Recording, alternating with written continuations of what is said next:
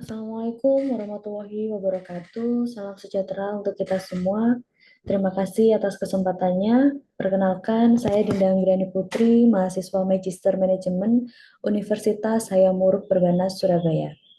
Pada kesempatan kali ini, saya akan mempresentasikan proposal tesis saya yang berjudul Pengaruh Pelatihan dan Pengalaman Kerja terhadap Kinerja Karyawan di Rumah Sakit Bayangkara HS Samsuri Mertoyoso, Surabaya.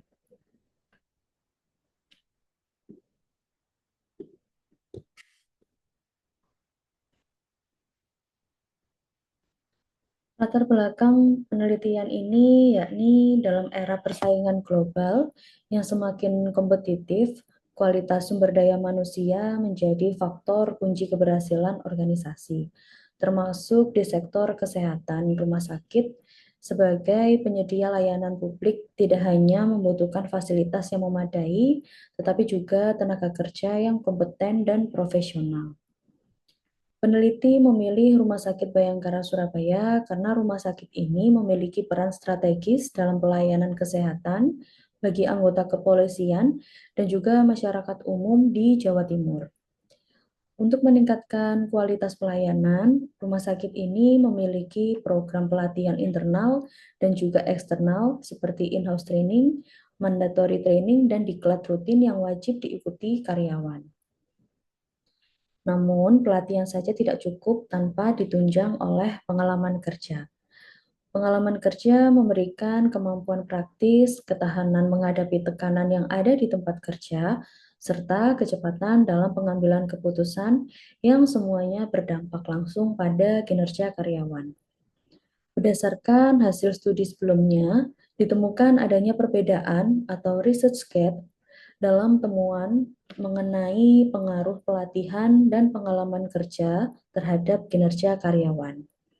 Hal ini mendorong peneliti untuk meneliti kembali topik ini, khususnya pada konteks rumah sakit pemerintah, agar dapat memberikan kontribusi praktis dan teoritis terhadap pengelolaan SDM.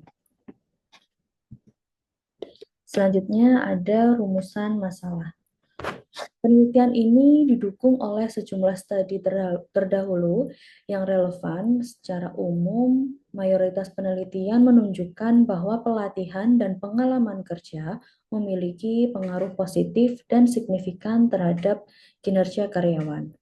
Lalu untuk rumusan masalah dari penelitian ini yakni yang pertama, apakah pelatihan berpengaruh secara signifikan terhadap kinerja karyawan di Rumah Sakit Bayangkara Surabaya?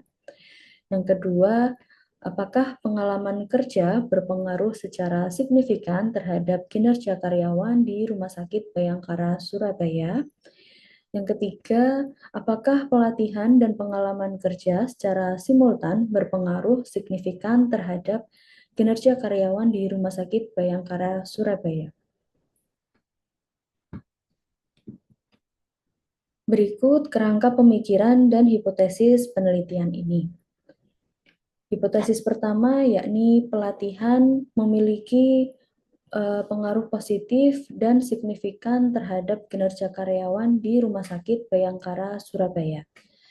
Hipotesis kedua yakni pengalaman kerja memiliki pengaruh positif dan signifikan terhadap kinerja karyawan di Rumah Sakit Bayangkara Surabaya. Yang ketiga yakni pelatihan dan pengalaman kerja memiliki pengaruh positif dan signifikan terhadap kinerja karyawan di Rumah Sakit Bayangkara Surabaya.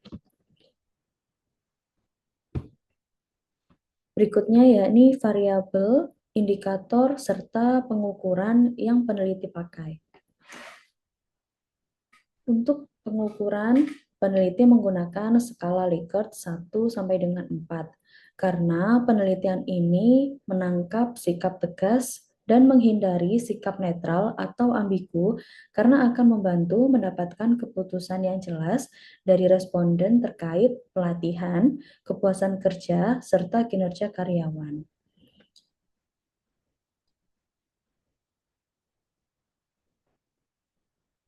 Untuk variabel X1, yakni pelatihan,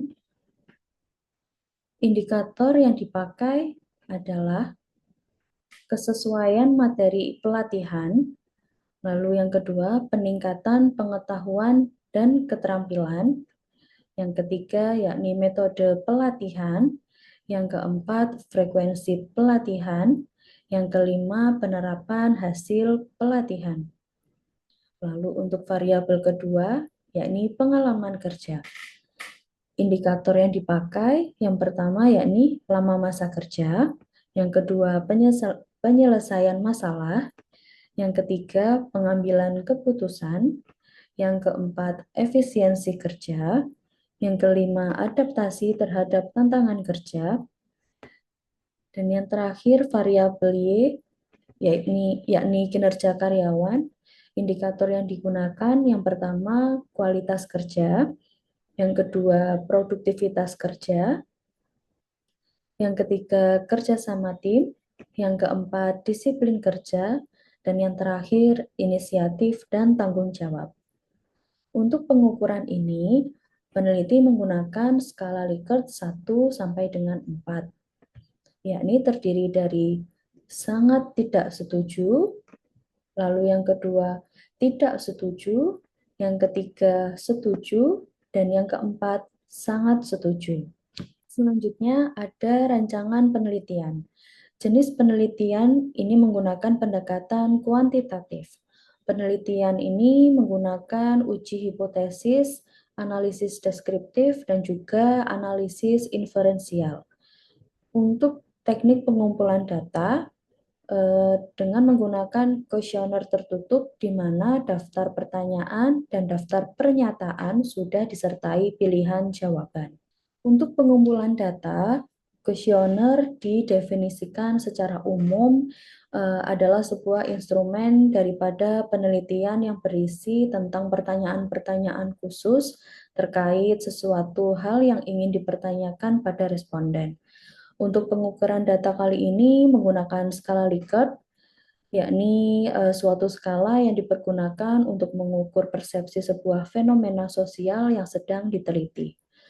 Menggunakan skala Likert dianggap lebih mudah dengan memberikan angka-angka yang dapat dijumlahkan maupun yang susah untuk dijumlahkan. Skala Likert dalam bentuk pernyataan akan dibagikan kepada setiap responden yang bertujuan untuk dapat mengukur suatu tingkat setuju atau tidak setuju responden terhadap suatu pernyataan si peneliti. Untuk populasi yang peneliti gunakan yakni seluruh personil Rumah Sakit Bayangkara Surabaya. Untuk sampel dari penelitian ini adalah personil yang sudah mendapatkan pelatihan. Selanjutnya yakni analisis deskriptif.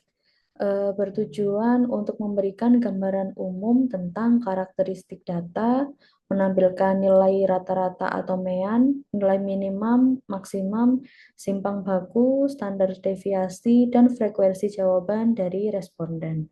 Adapun interval yang peneliti gunakan yakni 1 sampai dengan 4, di mana dibagi menjadi 4 kategori, yakni sangat tidak setuju, setuju, dan sangat setuju.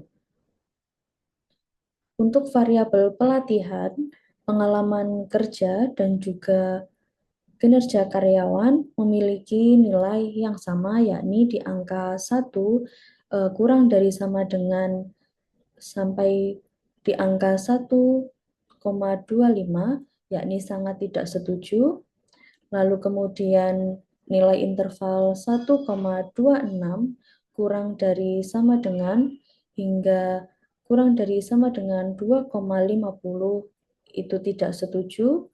Lalu di angka 2,51 kurang dari sama dengan sampai kurang dari sama dengan 3,75 menunjukkan setuju. Dan yang terakhir yakni interval 3,76 kurang dari sama dengan hingga kurang dari sama dengan, mohon maaf, 5,00 sangat setuju.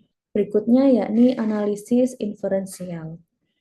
Analisis inferensial adalah teknik statistik yang digunakan untuk membuat kesimpulan atau pengambilan keputusan mengenai populasi berdasarkan data sampel. Tujuannya yakni menguji hipotesis penelitian, lalu menentukan ada tidaknya pengaruh atau hubungan antar variabel. Peneliti menggunakan uji validitas hasil data penelitian yang dinilai valid apabila R hitung lebih dari R tabel. Lalu ada uji reliabilitas, dinyatakan reliable apabila nilai Cronbach's alpha lebih dari 0,60. Lalu ada uji T yang bertujuan untuk membuktikan pengaruh dari X1 dan X2 secara parsial pada Y. Yang terakhir, uji F bermaksud untuk membuktikan pengaruh X1 dan X2 secara simultan pada Y. Demikian pemaparan proposal tesis yang dapat saya sampaikan.